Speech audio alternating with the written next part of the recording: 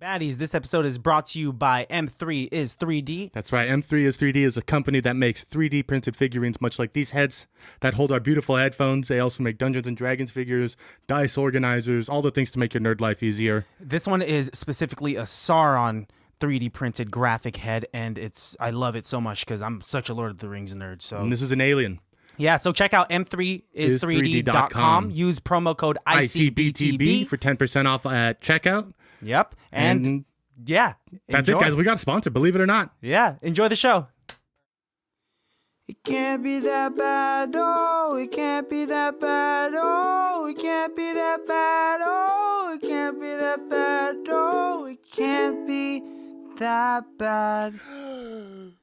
Hello. Hello. Hello. Hello. Hello. Hello. Hello. Baddies, what is up, y'all? It has been a minute since it's just been your boys. And I like it when it's just us two. Not that we don't like our guests. No, but we love our guests. It's nice to just like bring it back to just the OGs, and just talk about a movie. Just get down to the bare bones of what ICBTB is all about. Underrated films. It's what it is. We're on the same page, man. Clearly. And this movie, thank you for bringing this movie. And the fact that it was like... Don't thank me. Thank HBO Max. HBO Max, you are killing it, except for your user interface. Figure it out. Yeah. You're not very user-friendly. Your movie selection is impeccable. Top-notch. But come on. Like, it crashes every now and then. HBO Go had it going on for a little bit. Yes. And then they retired that, and maybe it'll be making a comeback. I think so. I think they're going to swap them back in and out every few years, every decade or so. We'll see. But it worked out for most movies. We're not an app reviewing podcast, though. No, bad movie reviewing podcast. We are. So, welcome. Yes, welcome to another episode of ICBTB Podcast. Also known as It Can't Be That Bad. Baddies. Thank you for sticking around and listening. This movie, I'm so happy that you did bring, though.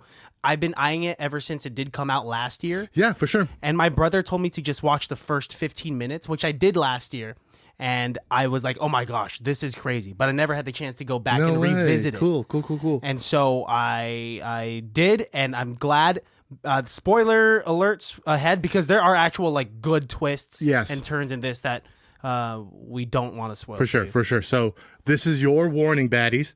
Pause now, come back in the afternoon or whatever. Go listen to our Tuesday episode, which was a great interview with one of our friends on And Here's Why. Yes. Shout out to Lauren Hennessy. It was a great time talking to you for about an hour and a half. Yeah. And hope you guys enjoyed the episode. So go back and listen to that, and then you can finish the episode once you see the movie. But we'll just give them a moment of silence. Yep. And welcome back. Yeah, Yep. okay. Guys, we're going to jump right into it, guys. So if it pleases the court, I have the itty-bitty, nitty-gritty committee. This movie we watched is called The Hunt. It is rated R and was released in the year 2020, but only in drive-in theaters because naturally with COVID, there wasn't a lot of movie theaters open in 2020. So, that will affect the numbers. It had a runtime of 1 hour and 30 minutes or 90 minutes, which in my mind is the perfect run for a film like this. For the amount of twists and turns and like this kind of like unconventional plot, good amount that they put into 90 minutes. It felt longer, like watching it seemed like it was longer than 90 minutes, but not because it was like dragged out, but because so much was happening and stuff. It didn't seem like an hour and 30 minutes. This movie had a budget of $14 million hairs. Christian balls are square. How much money? Yeah, what? This had like a good, I think it was promoted pretty well. Because, I remember the trailers for it. Yeah. Because it's like an intense thing already. Like, and Emma Roberts is in it. Yes, Emma Roberts, Ethan Suplee, Ike Bernholtz. And it's Blumhouse. Blumhouse is actually killing it. I would say Blumhouse is giving A24 a run for their money. I see them as competitors. Yeah, for sure. In different-ish because ways. Blumhouse, I think they tackle movies like Insidious, that are for Annabelle. Sure scary, yeah. I'm not sure about Conjuring, but The Invisible scary Man? stuff. I believe that is Blumhouse. Yeah. So, like, I think they are direct competitors. Yeah, they did the remake of Fantasy Island, I believe, was a Blumhouse. I think so, yeah. They have fun with their indie films, for sure. It's just cool, like dude. A4 has a very artsy fun with their A24, excuse me. Yes. Has an artsy way with it. Anyways, budget of $14 million, Christian. How much do you think it made in its box office recoup? Well, taking into consideration that it came out during the pandemic, I'm going to say like $50 million. 15. 50.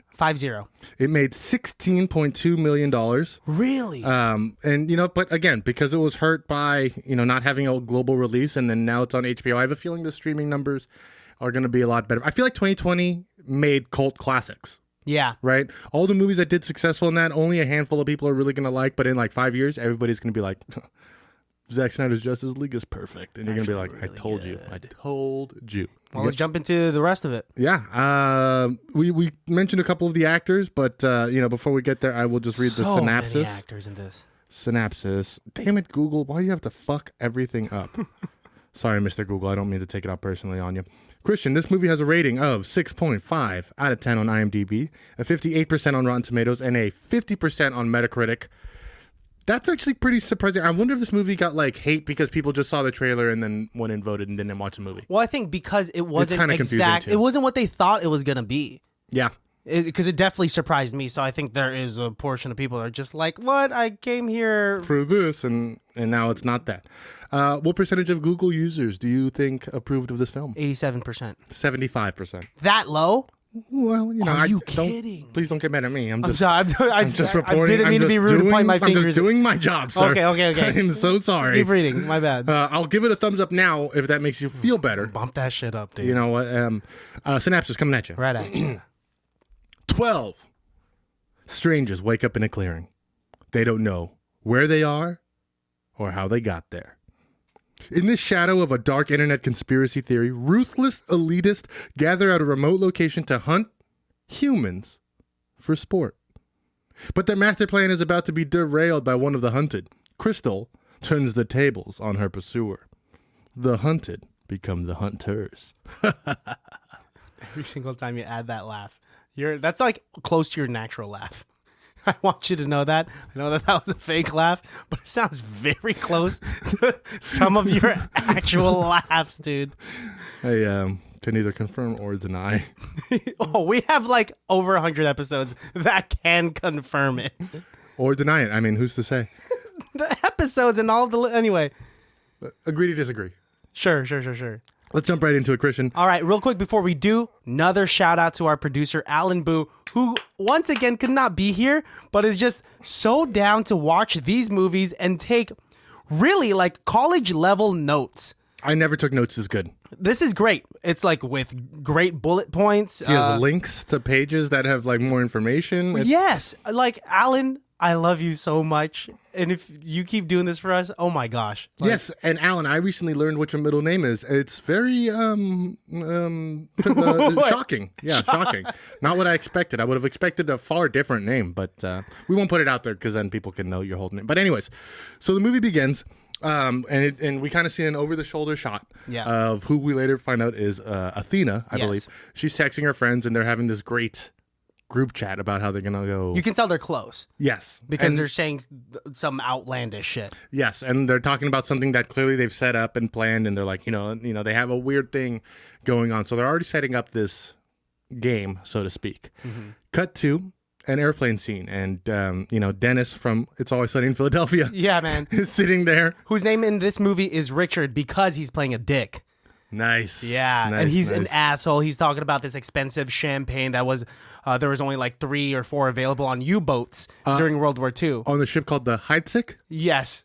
Which is close to hide and seek. Whoa, interesting. I didn't catch that. Yes, sir. And so this is extremely nice champagne. He's about to get some very top shelf caviar. But he doesn't want caviar because he had it the other day. Yeah. I actually thought that line was really funny. It's I'm feeling Mediterranean. Do you have any fish? And she's like, oh, this is an airplane. We don't have a kitchen. Yes. We only have... Poor flight attendant. And you can tell... Okay, and so it escalates fast. Because out of nowhere, we see one of the people who are being hunted wake up. And he's like, what the... He's like, what? He looks out of place. I mean, we're not necessarily sure if he's the hunted yet, but he looks like he's wearing... blue collar clothing. Yes. He's in this very nice first class ambulance. Clearly he doesn't belong. Yeah. And then they just murder the fuck out of this guy with a stiletto. Well, initially first with a pen. Oh. With a pen to the neck. And then Athena, who is still not revealed to us, comes through with a stiletto. through the eye, and he's still like kind of alive. Yeah, and she's like, just put him with the rest of them. Right, like right from the get, this movie is so gory. Yeah. I was watching with Melissa, and she just could not. She couldn't stomach it very well. It's intense. It is fairly graphic and close to realism. Yeah. I would say it's like not quite Quentin Tarantino gore, but like on the way there. You're in the neighborhood. Yeah, for sure. And then we see Emma Roberts. I think Emma Roberts is the next. Yes. So after the airplane scene, we all wake up. Yeah. In the field, bound and gagged. Yeah. And it is very, like, could you imagine how disorienting it is? Like, you know, when you wake up from a night out. Yeah. And you're like, oh God, I'm home. You know what I mean? It's like, well, how did I get here? Imagine waking up in a place that you're unfamiliar with, and like your jaw is sore from this gag. Because I've never been gagged before, so I can only imagine, like, even like I see in your mind all the jokes building up with this. I'm not even gonna go. And there. you're holding back, Yep. and I appreciate you for that. Because I'm an adult. Oh, sure, okay. And we are then introduced to. Gag. Sorry. Shut up! I couldn't get it. I knew it was coming, dude. Sorry, I was trying. Okay, we were introduced to what's her name? Crystal. Who we see because she has a name tag. It says Crystal, and she does something she puts like a bobby pin on a leaf on a pond. It's her name tag. Oh, she pulls the pin out of the bag. So smart, and she's honestly the smartest person ever. Which later on it's explained why, but still doesn't really explain why she's the smartest woman ever. Yeah. She makes a compass. So cool. Yeah, so cool. So smart. Although not really gonna tell you much. Yeah. I mean, but I guess so. Not there, like, especially if you don't know where the hell you are. Good. That's north. Yeah, okay. But it was just to, like, show that she's very skilled. Like, all right, where do I go from now? Because they still all end up, like, in the middle of the field where there's that random crate. She doesn't. Oh, she goes elsewhere. So maybe she did use that compass well. She's just like, I still don't know how it would help her. The compass wasn't pointing to the crate, though. Right? Yeah. So she just like happened to pick the wrong direction where everybody else. So everybody else they find this crate and they open it up and they realize that it's full of ammunition, guns and knives and swords and a pig named Orwell, which is beautiful. I would love to have a pig named Orwell. Oh God, such a great name. If I was gonna die, I'm glad that like one of my last sightings was this like adorable pig in a shirt. I can make that happen. What? No. Right before you die, I'll make sure there's a pig in a shirt. All right. Good luck trying to like calculate when my last final hours are. No matter how you're going to die, I will get a pig in a shirt there. All right. Don't forget, please. Honestly, that would make me very happy if on my deathbed, that was like one of the last things I saw. The hard part is how I'm going to get it into the hospital, though. Yeah. Good luck getting a pig and a shirt for a pig, too. I don't think actually those two things are all that difficult. Yeah. I don't know. But like, hey, surprise me when it does happen. Hey. Pig in a shirt. Anyways, so Orwell's hanging out with all these guns. Yeah. And there's 12 people. They're all gathering very confused, but arming themselves because it seems to be the right thing to do. You know what, like, they were all so friendly with each other. Wouldn't be surprised. Like, I'm surprised that none of them were hostile. Fighting between themselves. Well, I think because they're so confused and clearly we're all stuck here. Because they're all gagged, so they're all victims, too. Okay. And so, like, Emma Roberts, she finds the key for all of those gags, gets them all out, and they all equip themselves with the ammo and guns in there, and almost immediately they're getting shot at. Well, I mean, hey, first spoiler of the day, Emma Roberts' head explodes. Crazy. We have just been introduced to her, and they're finally establishing characters in this film, and I was explaining this to somebody the other day, or maybe earlier this morning. I was like, this film is crazy because they establish like the horror film group. Yeah. Like 2 or 3 times. They establish who the group is and they all have like their characters and shit. And then they just like all die. Dude, a notable. They just, like, yes. Everybody dies. A notable actress like Emma Roberts, you would think would make it at least to the end or second half of the film. So Emma Roberts and Justin Hartley, or yes. He was Oliver Queen in Smallville, and he was also in This Is Us. But I don't watch that show. I watch soap operas like Smallville. They both look like leading actresses, so you would think very prominently featured in the trailer. Mm-hmm. Like a lot in the trailer, and they die within the first 10 minutes of the film. And I'm weirdly not mad at it. I love it. I love the first of many twists that make you go for it. Well, you know what that does? That basically instilled within me the same emotions I had when Glenn, like in Walking Dead, died. I was just like, oh, anyone can die here. This is like obviously full of surprises. I'm intrigued. Let's keep watching. So we keep watching, and heads are exploding. People are stepping on landmines. People are falling into spike traps. These deaths are so comedic too, and but still And very tasteful. I liked it because I understood what they were going for. Was the just the comedy of it. The first few deaths are fairly intense. Yes, when the girl falls back into the spike pit. Yes, that's fairly funny. Falls back into the spike pit, completely missing her legs, her lower half. She's like, shoot me, kill me. And then when they throw the grenade without pulling the pin, I also thought was really funny. So funny. And they're like, well, what happened? Like, did you pull the pin? They're like, no. And they threw another one with the pin pulled. Yes. She was saying the girl that fell into the spike pit. She's like, it's my birthday tomorrow. When I get back home, I'm going to eat a pie. And they're like, okay. Yeah. Okay. Yeah. Justin Harley goes, okay, happy birthday on 3. 1, 2, 3. And then pulls her off of the spike saying, happy birthday. Dude, I would have left her there. That girl's dead. Oh, for sure. Yes, I wouldn't have even. Yeah, I would not be hanging out. And it's her foot, I believe, that steps on the mine. And no, he's like, it's Justin Hartley's. Yeah. So he fucked up. That's why he goes, boom, blows up. So immediately, everybody that we've befriended and known are dead. Yes. So we get a new group. Ike Bernholtz, a woman from Wyoming. There's a gentleman from Florida. Mm-hmm. And then a man who is full of arrows. Yes. We watch a man get stuffed like a porcupine. So if you pull up the cast list, they're all very... Because we never get to learn all of their names. Nope. But they're named after like... where they're from and the few things that we see of them. Yeah, so the guy that's like... He gets killed with all those arrows. His name's Target, I believe. Yep. The guy from Florida with the Florida tattoo on his face. What is it? Oh, Vanilla Nice. Vanilla Nice. Ike Bernholtz's character's name is Staten Island. Yes, because that's where he's from. And then Emma Roberts her name is Yoga Pants. Yoga Pants. And Justin Hartley's is Trucker. That's it. So I love the cast list names. It's incredible, especially. And then when we do learn like their other names, Snowball and all that stuff, then that's fun. It's too. all fun. It's all fun. They had fun writing this, and you can tell they had fun shooting it, and you could tell that too.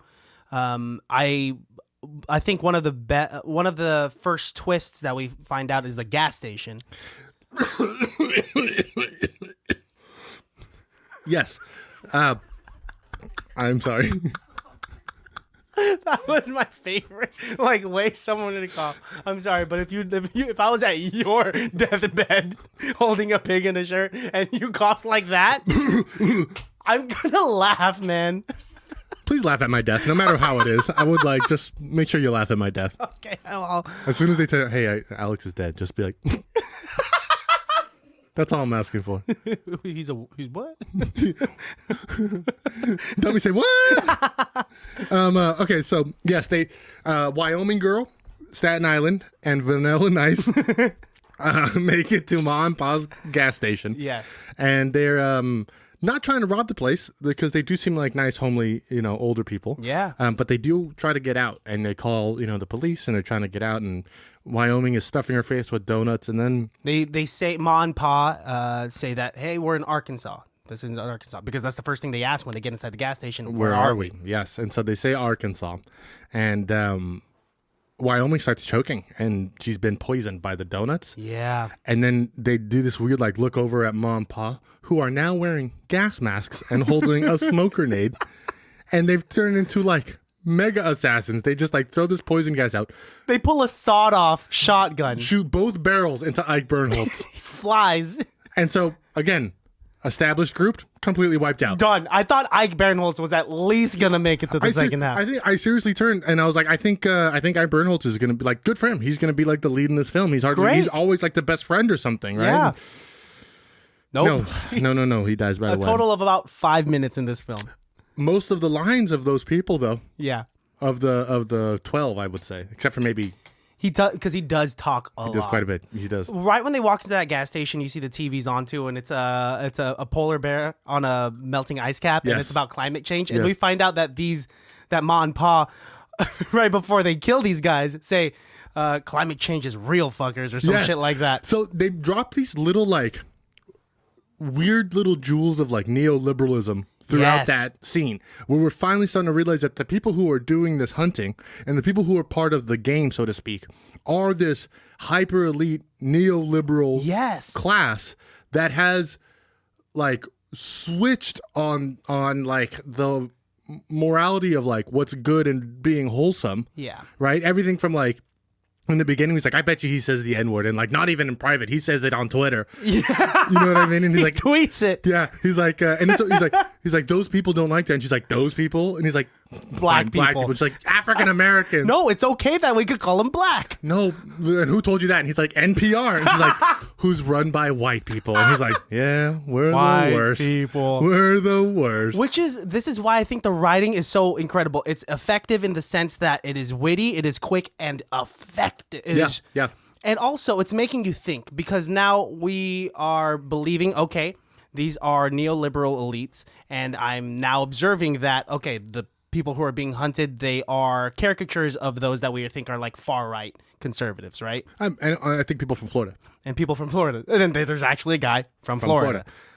And so after they die... Staten Island's a weird place to find a conservative, but yeah, okay. Yeah, well, that makes sense. I think his whole caricature is the fact that he's a gun owner. He owns 7 guns, and that's like, so it's that's right. We do find later on all these people were chosen because they spoke out against these elitists, and they all were fired or they've...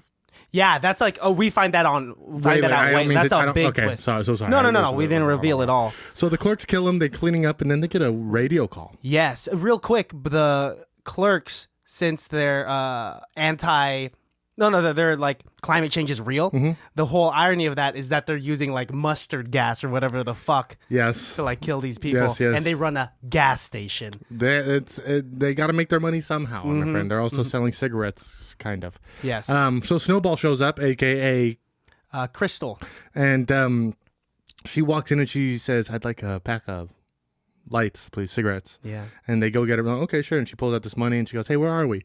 And they're like, "What?" And like kind of playing it off again, doing the whole.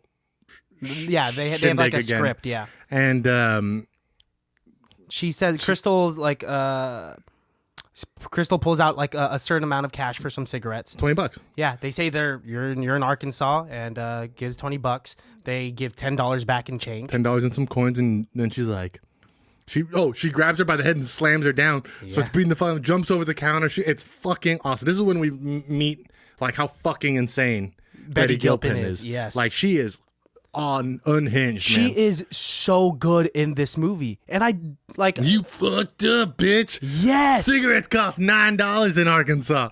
Yes, $6. Yeah, that's what she says. And I love that we don't find that out until they're like basically dead, and there's not even any cigarettes inside of the carton. Everything's fake. Yeah, and so she leaves the gas station. Even the car is it's wired rigged with a bomb. Yes. Mm-hmm. And we eventually meet Ethan Suplee.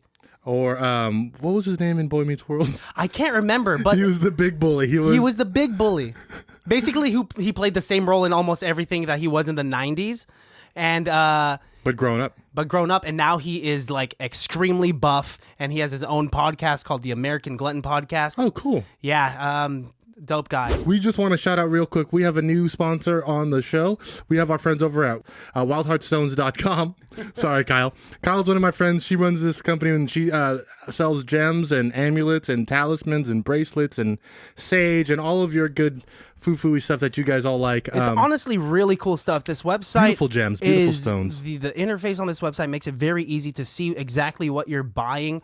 Not only just gems and there's fossils, there's bracelets, there's a whole bunch of stuff here. There's a blog on this website. She knows that her family has been digging up these gems for generations. So yes. This is the real deal Holyfield, guys. Check them out, and at your purchase, type in ICBTB for the promo code, get 15% off. Nice. Wild Heartstone. We'll put the link in on our description and things like that. Yeah, check it out, y'all. So yeah, we meet Ethan Suplee. Yep, and they are going to team up, but by teaming up, they find themselves on these train tracks. Yeah. And naturally, there's a train coming, and they...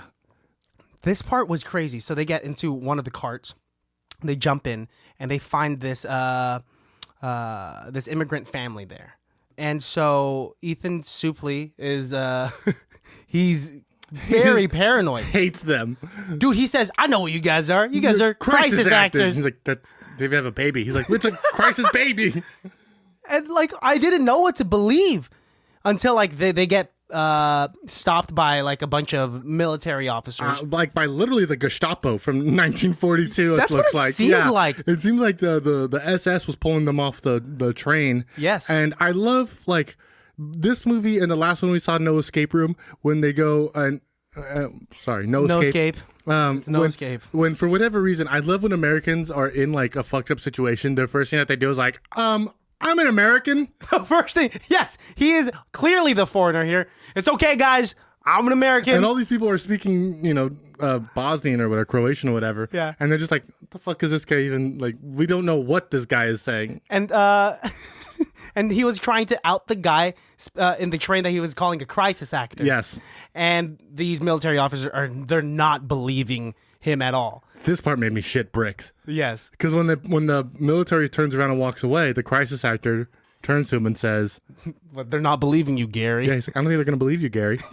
And he like look in perfect English. Yes. And he like looks at him, he's like, what the fuck? And when we find out that crisis actor is actually A crisis actor. one of the elites. Yes. Whose job was to be in this group of refugees, get them to the hunting grounds. And even he says, he's like, no, the train wasn't supposed to stop. Yeah. This is one of the first big mistakes of Manorgate. Yes. Right? So the train gets stopped by whatever the military police I think Croatia. Yeah. And we find out that, so he runs away. Whoa! I'm skipping a big part. Yes. So Ethan Suplee, where the heck does he get that grenade? He pulls it. He pulls it from the guy. He pulls it from one of the cops. Gotcha. And then he stuffs it in Crisis actor's pants. Yes, deep in there, and he blows up. Dude, Who is crisis actor? Crisis actor looked really. I feel like I've seen him before. Is that Hang on a second here. Yeah, pull up the cast list. Oh no, not at all who I thought. His name is Usman Ali. So I was not even close to who I thought he was. Way up. You know what? Hey, I don't hit a home run every time, guys. And so that's the first elite that we discover, really, and that we see die. Yes, it's the first time that the hunted become the hunters. Yes. So they all have to escape. Of course, they're running away, and she steals a car with the intention to go to the, or she meets Dawn. Yes. Right, for she escapes, and Don is one of the original 12. Yes, his airborne hat, and we've seen him a couple of times. We haven't seen him up until now, but now we're starting to learn who Don is, and we're led to believe that they contacted the U.S. Embassy and they're being rescued. Yes, and the guy that's rescuing them happens to be another elite because he's trying to like fish out of them. Like, why do you guys think you were being targeted? And like he's trying to get them to admit to what it was, and Betty Gilpin picks up on it right away. Quick. So the way she does that, she like starts putting her hands on the oh shit bar, like both of them.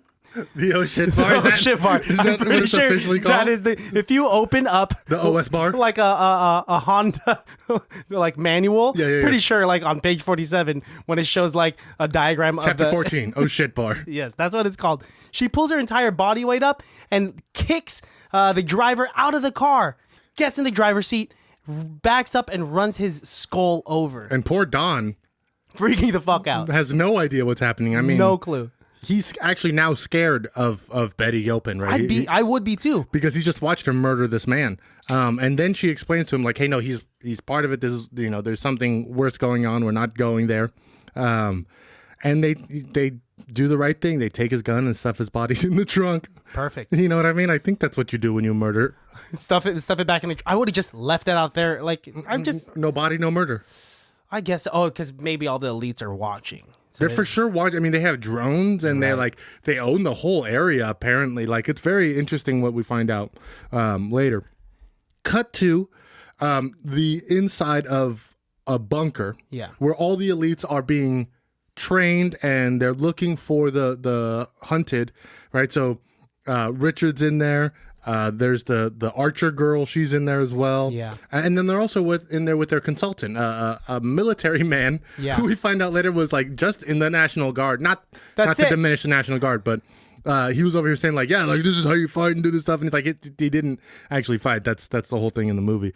Because Crystal is a legit, or Betty Gilpin is a legit. She's a veteran, a two-time Afghan Iranian veteran. Yes, and which so is that's why you she's find such out a badass, exactly, and so smart. And so, what is it? Richard, one of the elites, goes out to take a piss. Boom, gets slit. His I think is the most satisfying kill. Crazy, because he man. is such a dick throughout all of the film, and he's the one who really like I think deserves the most. Oh shit. yeah, he was such an asshole. That one was one of my favorite kills. That one was for sure one of my best. And so like Crystal ambushes them, distracts them with Orwell the pig who's thrown in there. Dawn drops Orwell. Oh, and rest in peace, Orwell. It like makes me so sad when I see an animal in a movie, and I'm like, please don't die, please don't die, please don't die. Even though I know it's fake and all that stuff, but I'm just like, could we have gone through that plot without actually having to kill the animal? I was eating pepperoni pizza with extra ham and sausage on it while I was watching this film, and I thought to myself, Orwell. At least it should have just been like at least one shot to the pig's head, because like that pig got like 10 shots because they freaked the fuck out. Would have been better in a slaughterhouse. I'm not trying to. This is not what the show's about. That's not what the movie's about. You know what? You're right. It can't be that bad. Not how to say factory farming in America. Oh, gosh. But like, okay, that was the amount of action, like the ratio of action to comedy to storyline was balanced I was just so gonna well. say, very, very perfectly, like, while they were doing some insane violence, she like, she goes up to the Archer girl, and Dawn's there. Yeah. And he goes, do you want to ask her any questions? And he's like, what? And she goes, you got mad last time I killed the one and didn't give you a chance to ask her any questions. Do you want to ask her any questions? Dawn's like, no, I'm okay. Yeah. And then she turns to him, she goes, should you be given mercy because you're a girl? And she goes, no. Boom. Oh, yeah, Shoots her because right Dawn was in the like, fucking face. Don't do it. That's a girl. Like, you got to treat her right. She's a woman. You can't do that. And he's like, well. And since these are like neoliberal elites, they're thinking like, yes, equality for all. They're murderers. They're horrible people. Yeah. They're disgusting for setting this up. In fact, they're the racists. That's what this movie is showing. That like even the people who think they're doing the best, like media has convoluted. I know you haven't seen the most recent season of Rick and Morty. Yeah. But there's an episode where Morty falls in love with like a female Captain Planet. Oh, I love this. I love this plot already. And like at first it's great because they're going around like putting out fires and shit like that. But then she's like killing miners in a mine shaft because they're digging up coal and like poisoning the earth and shit like that. And it's just showing like who's the real bad guy. It like goes really deep and like it's I think what this movie is showing that like if you're a rat, like being a radical anything. Oh. If you're a rat, you deserve to die. Exterminated. But if you're, radicalism in any form is probably a bad. Yeah, if definitely. you're a radical oxygen breather. Okay, expand on that. I don't want to. Breathing really hard? Didn't put enough thought into that, actually, to be honest with you. I will tell you, one of the craziest twists that had me thinking for quite a bit after was once Crystal, a.k.a. Betty Gilpin, a.k.a. the lead, kills all the elites, a radio goes off, and it's Athena, the leader who we have yet to meet. Yeah, and it's only Dawn and Crystal still in the bunker. And Athena asks Dawn if he's done it yet. Ooh. She says, did you handle it? Dawn, did you take care of it? Dawn, it's over. You don't have to pretend anymore. So now we're led to believe one of two things. Either Dawn is a fake. Yeah, he's actually an elite that was just planted to kind of like betray Crystal. Or is Athena trying to fuck with Crystal? And I think it's the latter. It definitely is. Yeah. We learn later that it for sure is. But Crystal can't take the risk. Yeah. Right? She literally, like, that's one of the hard part about this film was she's like, a morally correct person wouldn't have done it. Yeah. Right? But she's not necessarily morally correct. She's chaotic good. You know what I mean? In that chart of Dungeons and Dragons. Like, she's not doing stuff. She's causing chaos, but she's doing it in a way that's going to protect her in her mind. Well, she has to think really fast because, like, anything is possible. If the person that was driving them, that was from the U.S. Embassy, if that guy was an elite, if the crisis actor was also an elite, then, like, what? Who couldn't be? Yeah, what rules out the possibility that Dawn is an elite, right? Yes, agreed. And so she had to think fast. Sadly, that we do find out that Dawn wasn't innocent. And the thing is, like, if she didn't act that way, if she didn't react that way, she would have been the one who's dead. So it's not. I don't blame her at all for killing Dawn. Yeah, you know? I mean, like in that situation, it does suck. It doesn't make her wrong, but like that situation does call for it. I want to give her like Betty Gilpin. I'm going to say early on is my best person on set award. It goes to her because her acting is impeccable. Yeah, like she has like a handful of monologues in this film. For someone who doesn't really talk, when she does talk and has like an anecdote. Yeah. Like, right? Her whole breakdown of the Aesop's fable of the rabbit and the tortoise. Yes, and the box turtle, yes, was absolutely... It was good, like her pacing, and like that was such a great monologue. Yes. And I had to play it over and over again to really like digest it and to like really appreciate that amount of acting, this amount of grounded acting that's taking place in this such a ridiculous chaotic film. movie. Yep, yes. Yeah. The best part about that monologue where she is going over the Aesop's fable is at the very end when Dawn goes, "Your mother told you that story?" Yeah, because it's so bleak. Because he's like, and then the hare ate the tortoise's dinner and killed his whole family in front of him, and it's just like, what the fuck? This is dark. That's not how I remember that story going. And I love it because after everything, you're thinking like, Dawn asks, who are we? Are we the hare or are we the box turtle? And she doesn't really answer it until the very end after, and I'm jumping ahead, after she fights Athena. Well, that's right about where we're at. Right about where we're at. So after her and Dawn have their moment of intensity, she is now left to kill the last person who's in charge, Athena. So she goes in, and that's when she has this big heart-to-heart with Athena, who is revealed to be Hilary Swank, man. Karate Kid numero dos. Hilary Swank still looking great after all of these years. She did that like John Wick-ish film a couple years ago where they like killed her family and then she became a badass. And I haven't seen that. I want to watch that though. I haven't either, but I would love to see it. And she also did $1 Million Baby. Yes, incredible film. She's a badass. Hell yes. She's like and Karate Kid 4. She's an underrated badass. And her in this movie, she is such like the action choreography that took place for about 10 minutes when they're fighting each other. Yep. So good. In fact, I had that final fight scene that she does with Crystal? Yep, Betty Gilpin was choreographed, directed, and like filmed all by women.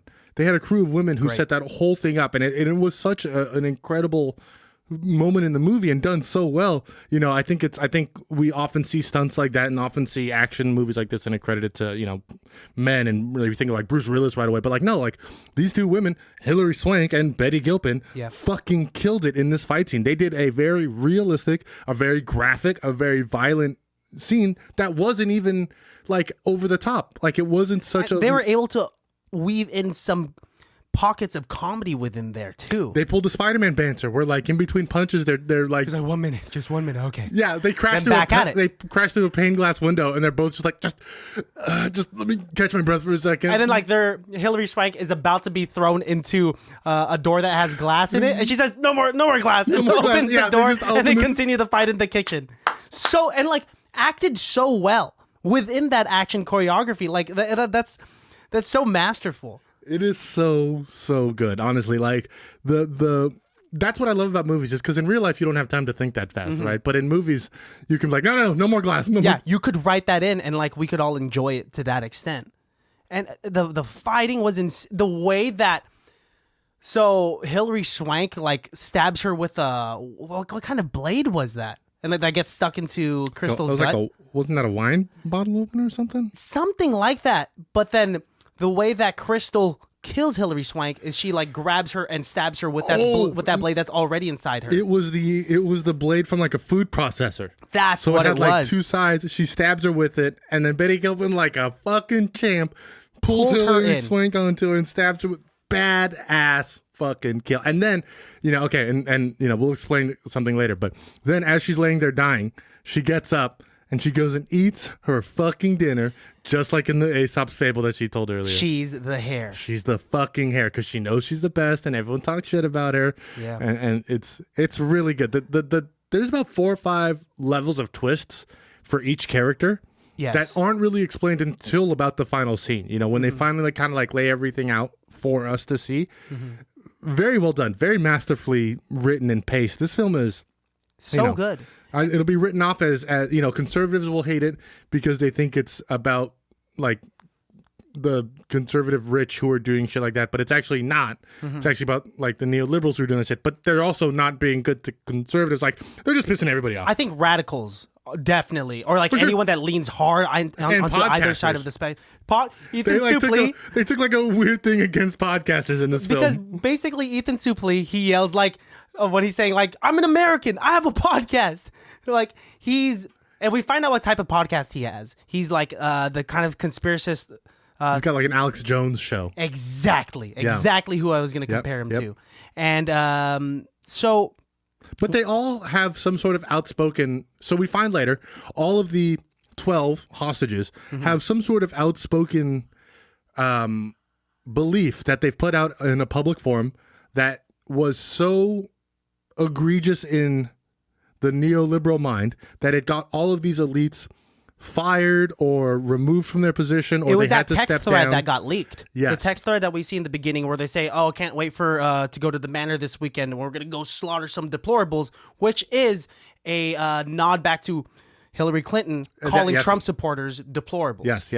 And so, and actually, this movie, Donald Trump tweeted about this movie while he was a president. Really? Yeah, he said a movie like this will only start fires. He actually never said directly what movie it was, but we pretty much know what it was. He probably should have watched it though, because I think he probably might have liked it. I think this movie's actually kind of badass. I don't think it's controversial but badass, and you have to watch it in the right light to be able to appreciate it. No lights. I like to watch movies in the dark. Okay, that's the way to do it. Yeah, that won't hurt my eyes as much.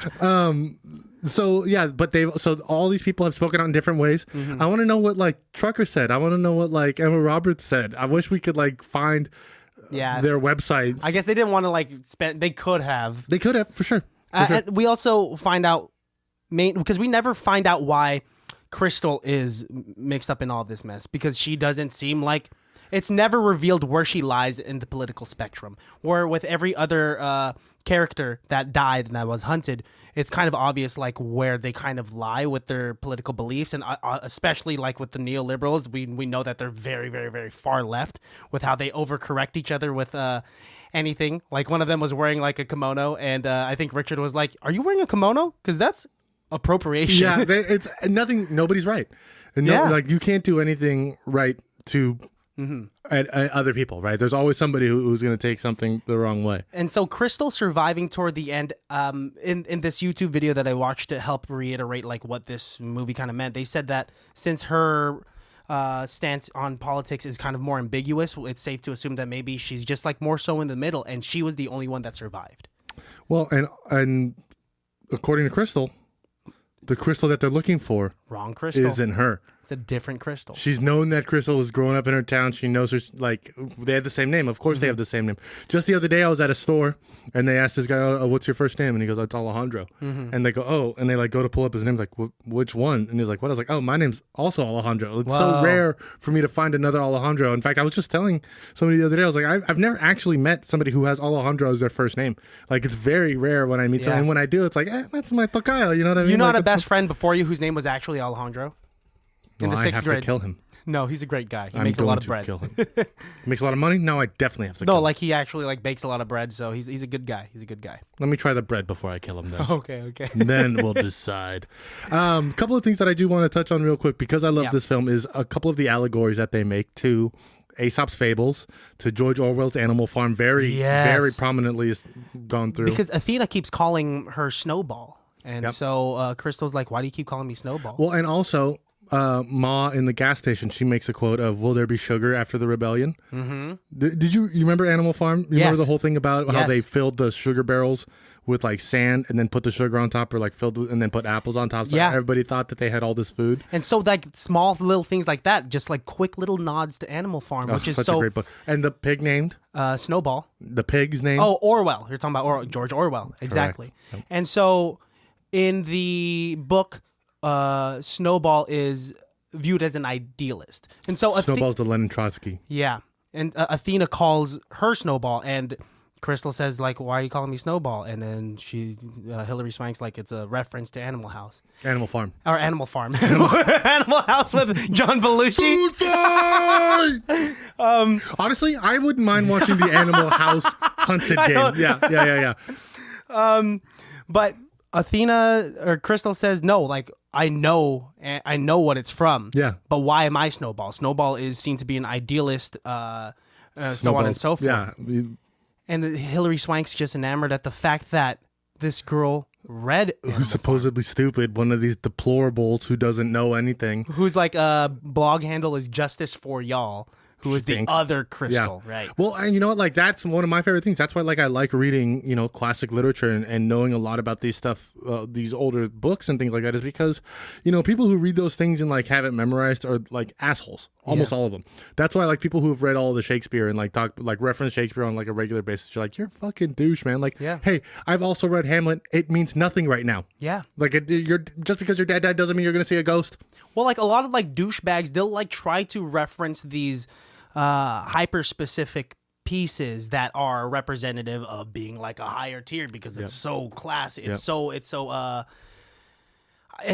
that's so highbrow, but it's like exactly. But you realize highbrow level of education is no longer hidden, right? With the invention of the internet and everything, it's readily accessible. You can't keep that kind of stuff from us. I mean, I've read Dante's Inferno. It's not actually that good. You know what I mean? It's just some dude who was exiled out of Italy and just like literally wrote like a hate letter.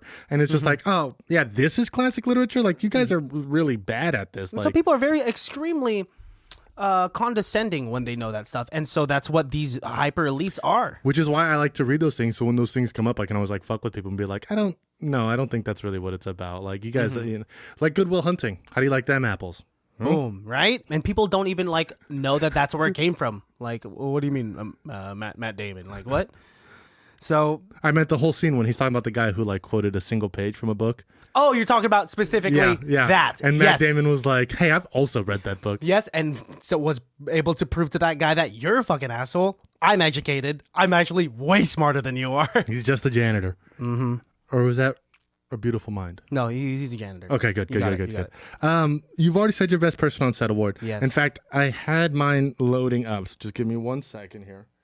Okay, here we go. My favorite person on set award. It goes to a number of people, but the lead fight choreographer for the final fight scene was a woman by the name of Heidi Moneymaker, which I don't.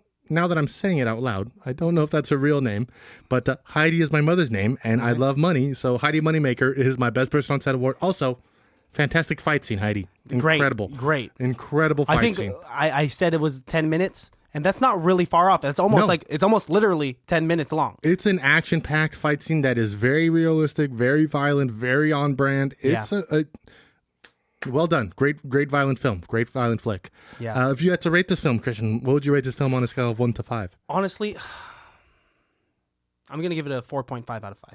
I'm right there with you. I think this is an incredible film. Once again, it's going to be harder for me to give anything a 5 because that's calling it pure perfection. Yeah. I'm sure if I were to watch this again, I could probably find some flaws, but I loved it.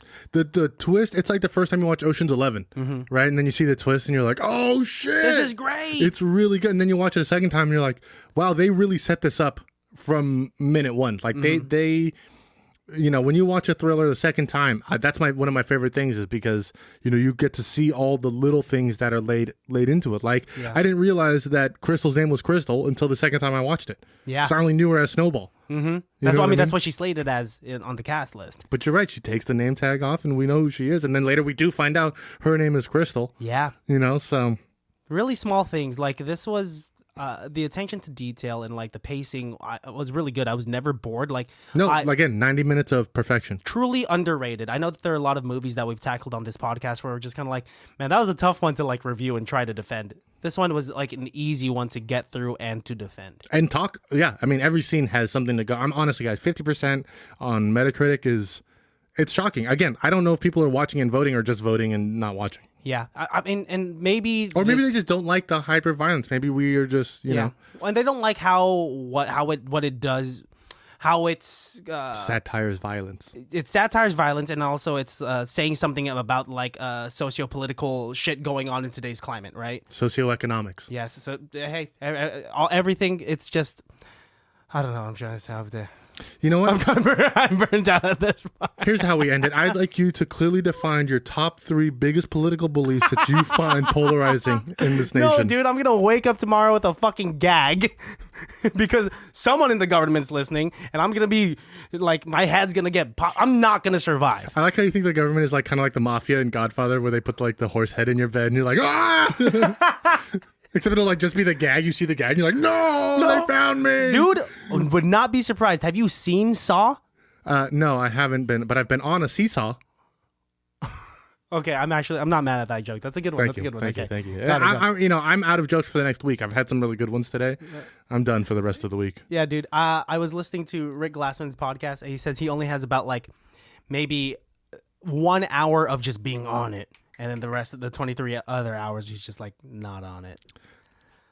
Yes, and sometimes it's not all at once. You know what I mean? Sometimes Spurts. it's just a couple minutes here, a couple minutes there. Yeah. That's great. Yeah. And here we are trying to, like, we're burning it out all at once. You know what? On my best days, I think I can maybe squeeze out an hour and a half. There we go. Yeah. Just Good like thing this our movie. shows are 45 minutes each. Yeah, man. Okay, well, that's all I have to say. Another shout out to Alan Boo. Oh, yeah. Double shout out to Alan Boo. Shout out to Wild Heart Stones. Shout out to M3 is 3D. Yes, our shout out sponsors. to Karen. Thank you. Shout out to Mel. Shout out to all of our friends who've been listening and downloading and following us. Yes. And then, Alan Boo Boo. You're the best, man. You're the best, man. You are the reason why the show has a backbone now. We've only been doing it for 2 years. Yeah. And we've only just now figured out how to do it. So thanks, Alan. Really. Yeah. Thank you. Baddies, check this out. It's currently on HBO Max by the time this episode comes out. I highly recommend it. It's only 90 minutes long. Watch it. Laugh, drink a beer, have some fun. Yeah. If you're squeamish, I'd say skip it though. Yeah. If you're thin-skinned, you won't survive. But hey, it's a good movie. It is. All right, well, yeah, that's all we got. Shout out Conor McGregor. Hope your ankle gets better. Sorry about that, pal. It's gonna be a while, man. I just like to think that he's listening. It's gonna be a while, dude. You know what? He's done. He's old. If your bones are snapping like that when you're not even in a fight, it's just the amount of shit that you talk, and then that's what happens. Sorry, guy. I do want to say that the last 2 guys who were taken out with broken ankles on the UFC stretchers were like broken, and he was still talking shit as they were pulling him out of the arena. So Karma. I gotta give him some of that, bro. He's in character to the last moment. Yeah. So you gotta give the showman that. And you know what? If you want sportsmanship, watch the fucking Olympics. We'll see how his Irish whiskey does after that. It's not his anymore. He sold it. Oh, he did? Yep. Whoa. He's just the face of the advertisement now. He sold it for billions of dollars, like to $1 billion. It's ridiculous. He made the most money. That's one of the best investments an athlete has ever made, when he bought Proper 12 and then sold it for He's set. Well, through all these fights, even prior to owning that, he got $50 million to get beat up by Floyd Mayweather. Crazy, man. Yeah, his wife didn't even get that much. He's a businessman. Whoa. Mayweather's wife. Crazy. Anyways, I'm going to go before I get canceled, which happens any minute now. I've been Alejandro. And I am always Christian. You can follow me at call_me Jesus. Follow me at Christian Has Asthma. Follow the podcast at ICBTB podcast. Yeah, hit us up, y'all. All right, enjoy the rest of your Thursday. Or whenever you listen to this. You can listen to it on a Tuesday if you want.